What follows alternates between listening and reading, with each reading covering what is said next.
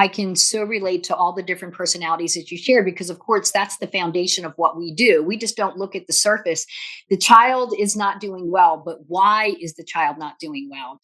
And most of the typical things or traditional things we want to do tend to make the problem worse. Welcome to Real Talk with the Parenting Blueprint Coaches, where we discuss all aspects of parenting using the foundation of understanding personality dynamics to raise independent, responsible, and resilient children. My name is Karen Wagner, founder of Teaching Our Youth and the Parenting Blueprint. Let's dig right in with today's topic and have some real talk with the Parenting Blueprint Coaches.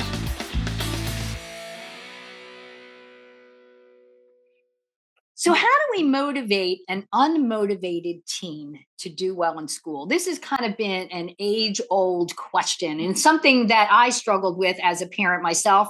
My name is Karen Wagner. I'm founder of the Parenting Blueprint, and I am here with another amazing Parenting Blueprint coach, Roseanne Delaney. And today we want to talk about when graduation doesn't matter, how do we motivate an unmotivated or struggling teen? And so this is something that, coming off of COVID, I think really became an issue with keeping kids engaged in school. And so, Roseanne, I just kind of want to dialogue this with you from your experience of working with your clients, personally within your family, if you've experienced this, and professionally with the clients. How do we motivate an unmotivated teen who we know has the potential to achieve, but for some odd reason is not engaging into the success of even graduating high school? Yeah, it's, when you think about it, this is not a new problem, really. It's an age-old problem. Even during my father's high school times, there were kids that they talked about, him and his siblings, who weren't interested in high school, and they were interested maybe in different things.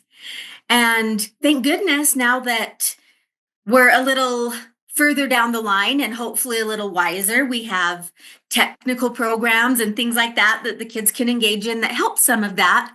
But we still are battling some kids that are unmotivated to just cross the finish line and finish high school.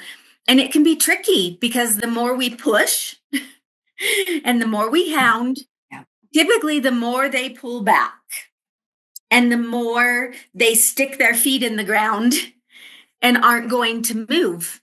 Yes. And so how do we motivate an unmotivated child? So this particular topic came up from one of the Parent by Design members who had kind of just written me and said, my son is 19 years old. He's failing every class but one. He's barely motivated to even work his part-time job. And then maybe he wants to quit school and then maybe get 2 part-time jobs and a full-time job, but not, as you're saying, trying to finish and graduate high school, which to me, in my mind, like that's, high school was not optional in our house. And as you know, we're a blended family with 7 kids. All right. So high school was not optional. What you chose to do after high school, whether it's a trade school or go to work or look at a 4-year, we can discuss what that option will look like when we get there. But high school was not optional because that is the base level of education. And that's not even that strong anymore, depending upon the school district you're in. It was not optional. And so we see this. And so many times parents will say, how do I motivate an unmotivated child?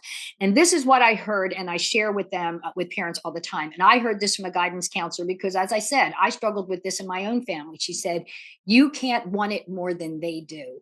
It just doesn't work that way.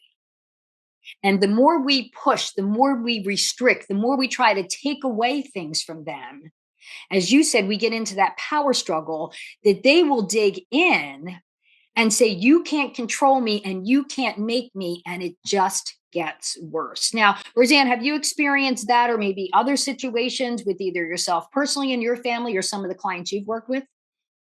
Yeah, I think I was a really lucky mom in the fact that we had the same rule as you. High school is not an option. And our kids really didn't buck back on that. However, there were struggles Yeah. There were struggles. Third quarter every year is a struggle, right? But I do know that the different personalities in my own children, I had to take different approaches to get them through third quarter and on to fourth quarter and through the ended stretch of the year.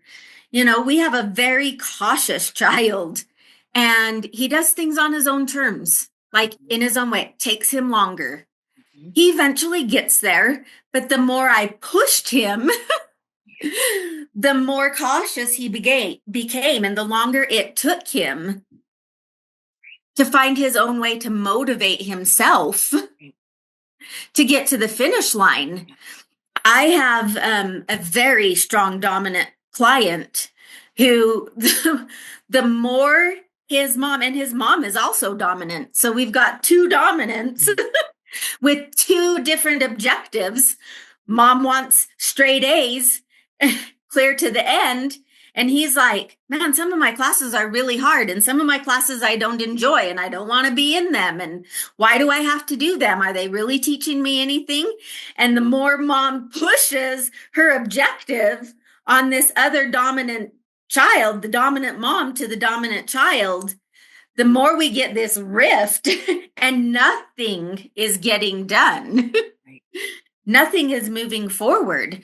And, as an inspiring person, man, I just need somebody to praise the crap out of me, and just and to help motivate myself. I just needed all of those warm fuzzies. Oh my gosh, Roseanne, you're doing so well. Or Roseanne, you're just so smart. I'm sure what's going on is that this class is just too easy for you. Just all of the praise and the ush and the gush. And our supportive kids, oh goodness. I mean, they're so kind and so loving, and they're looking out for everybody else all of the time, that to have some focus, put on them and reminding them what is so, what the outcomes and how their life can be enriched by just finishing high school, to get them to the next step. It really is. I know as a mom, the reason that I am even involved in Parenting by Design is because I found you as a mom, not as a coach. Mm-hmm. And really the power of understanding the motivators of each of the personalities makes such a difference for a parent. Mm-hmm. And I know that you see that in your work all of the time. Yeah. And I'm now seeing that in the work I do as a coach all of the time. And so really it's finding out what is it that motivates this child. And if we can't figure it out, sometimes we just have to ask, what is it that you need to help you just get you to the finish line? How can we support you? What do you think is holding you back? Oh, that's a great one. What do you think is holding you back? And I can so relate to all the different personalities that you share, because of course that's the foundation of what we do. We just don't look at the surface. The child is not doing well, but why is the child not doing well? And most of the typical things or traditional things we want to do tend to make the problem worse. And as you were talking about the dominant, I was working with Kyle as a dominant, cautious, very left brain. His way was the right way. And Kyle only wanted to do well in the classes he thought were important to him. And he asked a lot of those things. Do I need to take the subject? Am I ever going to use it? And if he wasn't interested in that subject, he did the bare minimum. When Kyle graduated high school, now listeners, just because this is what I do doesn't mean it was perfect. Kyle graduated high school with 2 A's and 4 D's. 4 D's. That's a bare minimum getting by. Those 2 A's were in teacher recommended project-based learning lab classes where he got to create, design, build. That was his learning style in a lab. Not sit down, tell me, I tell you what you told me and you pass me, regurgitate learning. That was not where he learned. He was very smart. And so he was problem solving, creating. And so that's where he did well. But did he still have to pass the other classes? Yes. That is required. And when we were getting from junior to senior year, and one of his classes in math, that he just didn't want to show all the steps of the theorem because he could do them in his head. And yes, he could, but the teacher was asking him to write down the work so she could see, or he could see, it was a male teacher, that he knew the steps of the theorem, and he refused to do it, and he failed him. There was a personality clash within the school. And so now Kyle, I had to give him choices. Kyle, you've got a couple of choices now. Either you earn the money to take the correspondence course this summer and earn that half a credit back, or you'll have to take it again next year and you'll probably graduate a year late. You choose, you decide. Now, look, in the back of my mind, I'm saying, you're earning the money, you're taking the credit, you're going to graduate on time. That's what I wanted to do. But knowing I'm working with the dominant personality who needs what? Choices and control. I need to give him choices and control. Now, at the last minute, he had a job at McDonald's. He came up with the $100 because that's what it was at the time, to earn to get the booklet, because it wasn't, we weren't online at that point. You know what I mean? This was 30 years. It seems like 30 years ago, not quite, but it was a long time ago. And he had to earn it. And then it was like, I'm sitting here thinking, well, if you just spend 20 minutes a day doing it, you'll get it done. Wanted to hear none of that. He got it done probably in the last 5 days before it was due. And he did pass the course. The hardest part for me was shutting my mouth. They know what they need to do. And when I backed up, he stepped forward. But as long as I kept nagging him, I was making it worse. I had to give him choice and a level of control. But the hardest part for me in understanding my parenting style and my personality was to be quiet and let him experience the consequences for the choices. I know there are so many parents who I've worked with that just feel the fear that my child don't graduate high school, they're not going to get a job, they're not going to be able to buy a home, they're not going to be able to support a family. And that's possibly true. But do we need to worry about that when they're seniors in high school and throwing all of that on top of them, when we just need to get them through? What was the motivator? The motivator for Kyle was Kyle wanted to do what Kyle wanted to do when Kyle wanted to do it. Well, that may be true, but there will be some logical consequences for those choices. And as you said with the inspiring style, I loved how you reflected it on yourself, that you just need that praise and that recognition that you're doing well, to the point where you want to do well because you want people to tell you you're doing well again, right? And so is that the motivator? How is your child wired to do that? And the supportive personality, because I had that in my sweet daughter, Anna, is they are unsure. She was a people pleaser perfectionist. You know what I'm saying? So it had to be right. And then she was unsure, am I doing it right? And so sometimes that looked like apathy. You know what I mean? She was unsure because she was insecure or indecisive on certain things of how she was putting things out. So again, she needed a lot of affirmation. And the cautious personality has to do it perfectly. And if they cannot do it perfectly, they won't do it at all. And so what is the root drive behind the surface behavior that we're seeing? So if we do have a child who is a senior in high school and they are not motivated, and we are throwing all the threats at them of what's going to happen if you don't, I think every child knows that if they don't graduate high school, they're probably not going to be on a good trajectory, because we've already instilled those values. The hardest part is letting them experience. Now, look, if they don't graduate high school and they do choose to get a job or they get a GED, can they recover? I think they can. One of my sons, my bonus son, quit school at 19. He wasn't living with me at the time. He was in Georgia. He quit school. He quit school senior year. It was senior year. He had 6 weeks left, had an argument with his mom and his stepdad, and he left home. And all I kept saying is, if you can move in with a friend and just get out of high school and then come live with us. He didn't. He came to live with, and he did not graduate high school, but he got his GED at the community college. He got his associate's degree, and he went on to get his 4-year. But he did do it. Maybe not our timeline. It didn't look as pretty as maybe we would have wanted it to, but he still did it.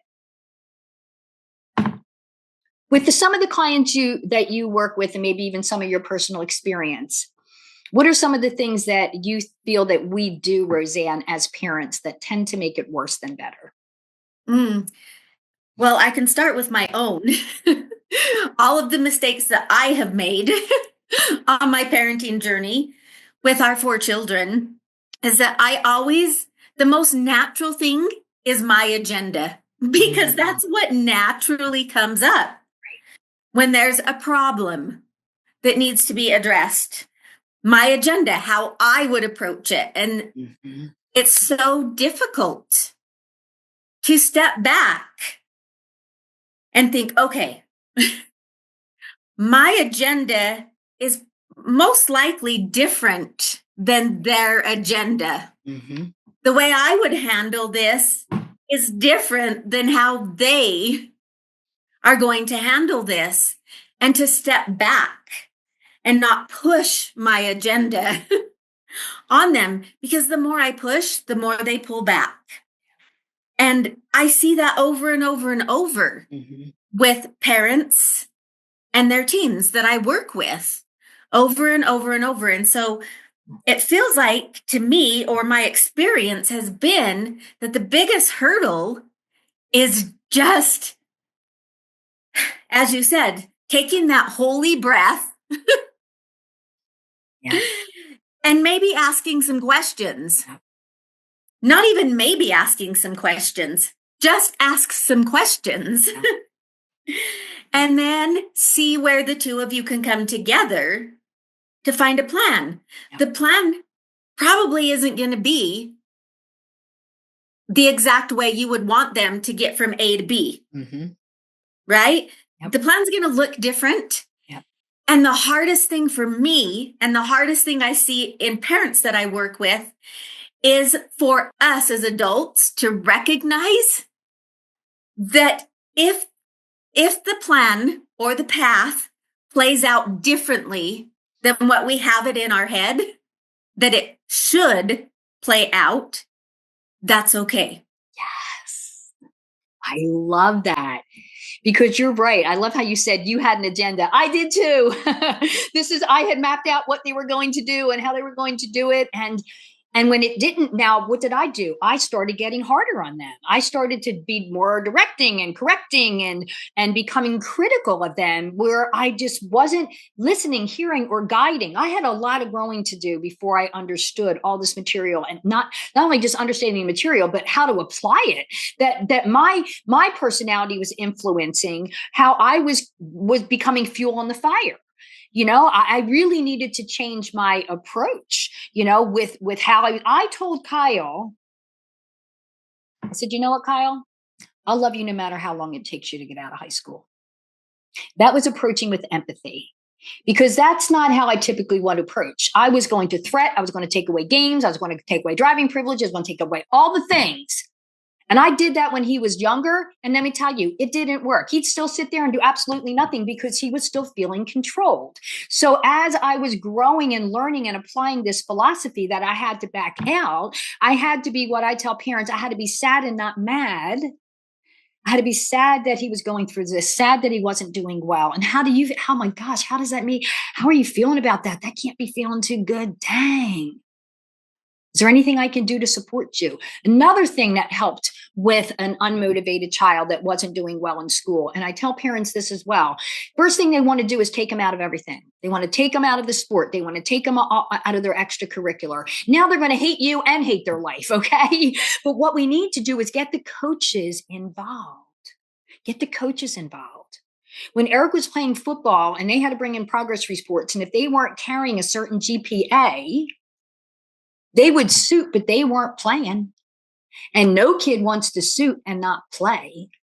And so when the coaches were involved in saying, Shinny, what's going on with this particular grade here? I need you Friday night.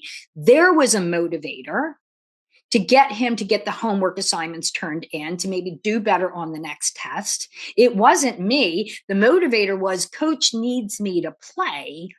I need to pull it up. It is the community.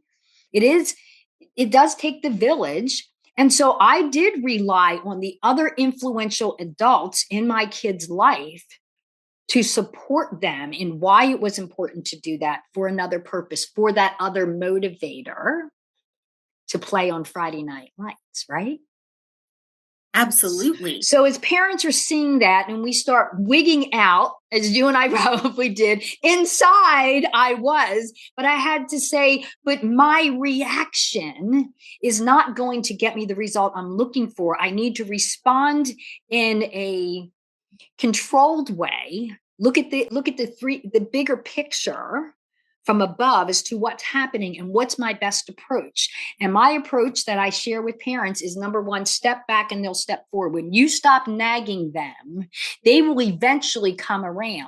Some of them may come around in a week or 2 weeks. Some of them could be a month when they start to see progress reports aren't doing good, but mom's not nagging me anymore. And I have no one else to blame but me. Because when they have to internally process it, that's what we call the internal pain. When we yell at them, that's external pain. They will blame us. Do you ever have that with your situations with your kids that you're trying to make a point and all of a sudden it became my fault? How did it become my fault that you're not doing well in school, right? Like, I'm not the one who didn't turn in the homework. I'm not the one that didn't study. And then all of a sudden it comes back on me. So when we become sad and not mad, gosh, I'm sorry it didn't test go well. I'm sorry you had a bad, grade, or the assignments weren't going in. Be sad, disappointed, empathetic, and then get back to the problem solving. What do you think you need to do? Can I make a couple of suggestions? Offer it first. Don't push it on them. The first thing I wanted to do, and I did this when they were younger, I started taking game time away. I started taking play time away until grades came up. You know what? Now that worked with maybe one, but it didn't work with all of them, because it was going to be like, you can't control me. You want to take it all away? I'm still not doing anything. That was Kyle, of course. That was all four of mine. And so, but this is what we think we're supposed to do as parents. And that is a controlling parent. What we need to do is guide and coach them. When we're not doing well on our jobs, do we want our bosses coming in and starting taking away things and nagging us? No. You know what I mean? There's boundaries that are set and consequences that will be experienced. And when we are giving our kids those boundaries and then letting them experience consequence, we are teaching them real world experiences, because that's what will happen. If you're not showing up or doing a good job, you won't have a job. Right? That's right. These are things that we can teach them while they're still under our roof. So a couple of things. I just want to recap what we did. But how you motivate a child is not anything that necessarily we can do. It needs to come from within. You can lead a horse to water, but you can't make them drink. But we can salt their oats. And that's by meeting those social emotional needs, those internal needs that may motivate them, right? When we talked about the dominant personality needs challenge, choice, and control, right? The inspiring personality needs that recognition and approval. And the supportive personality needs the affirmation and appreciation, and the cautious personality is the perfectionist. It's quality and excellence. And when we can be affirming those, and when they are doing well, they will find that internal drive to do well, because it comes from within, not from us, from within. But we can set an environment to help them achieve. And if they don't, it's not the end of the world. Unconditional It'll be okay, love. Mama.